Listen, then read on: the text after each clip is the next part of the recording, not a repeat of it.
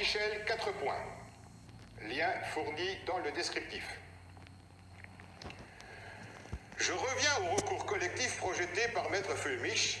La compétence des juridictions américaines ne paraît pas douteuse, puisque c'est l'OMS qui a recommandé l'utilisation des tests allemands.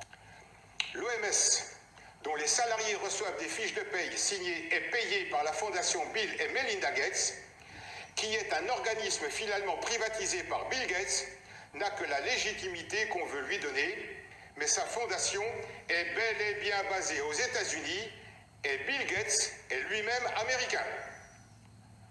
Cela peut et doit fonctionner. Je vous livre 2 maximes.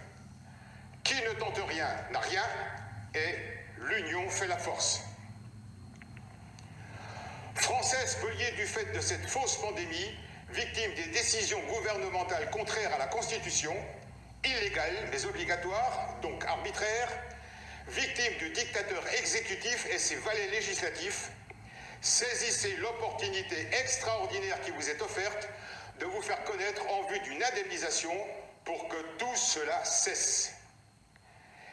Et si en plus l'OMS de Bill Gates est condamné avec ceux qui se sont enrichis par la vente de ces tests, cela ne sera qu'un effet boomerang souhaitable. Le fondateur de Microsoft veut vacciner 7 milliards d'êtres humains. Et s'enrichir encore un peu plus au passage?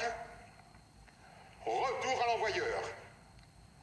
Relayez cette vidéo informative au maximum.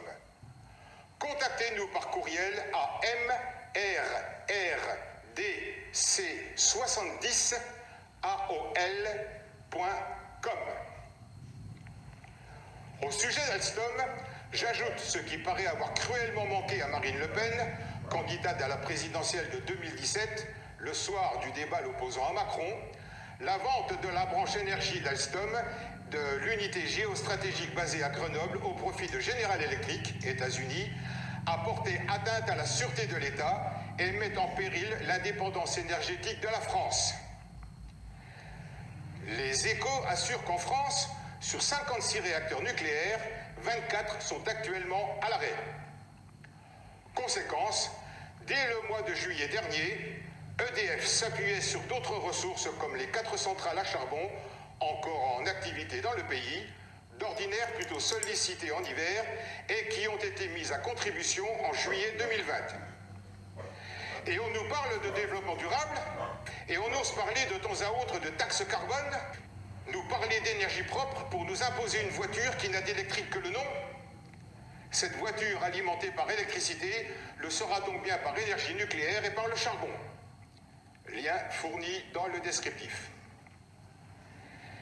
Il faut rappeler que cette vente d'Alstom est intervenue avec l'autorisation personnelle de Macron, alors ministre de l'économie, de l'industrie et du numérique, sous Hollande, et son premier ministre Valls, qui ne pouvait ignorer l'affaire.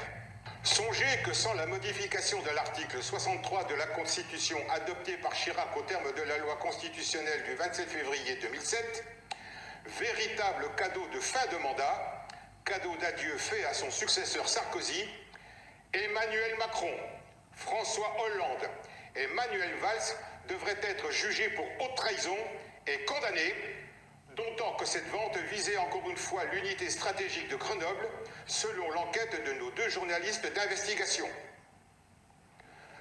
Ancien article 63 de la Constitution, alinéa 2.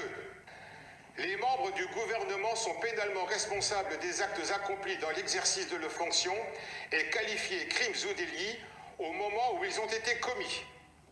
La procédure définie ci-dessus leur est applicable ainsi qu'à leurs complices dans le cas de complot contre la sûreté de l'État.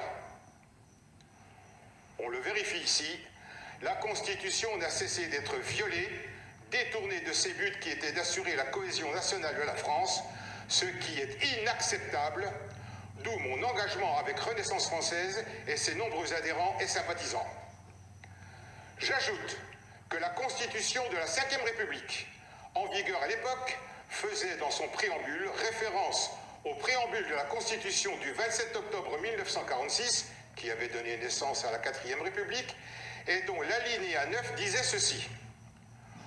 Tout bien, toute entreprise, dont l'exploitation a ou acquiert les caractères d'un service public national ou d'un monopole de fait, doit devenir la propriété de la collectivité.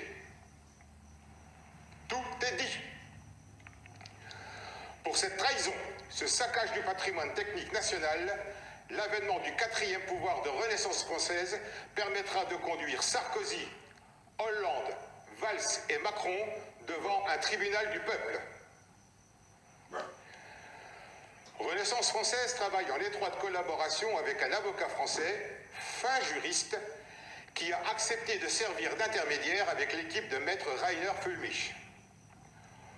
Autant dire que, pour le compte des Français spoliés, nous sommes prêts à la joute judiciaire qui s'annonce. À vous, à nous tous, de saisir cette extraordinaire opportunité de nous faire indemniser de nos pertes dues à la soi-disant pandémie coronavirus Covid-19, véritable mensonge d'État relayé par les médias serviles aux ordres des oligarques qui nous gouvernent.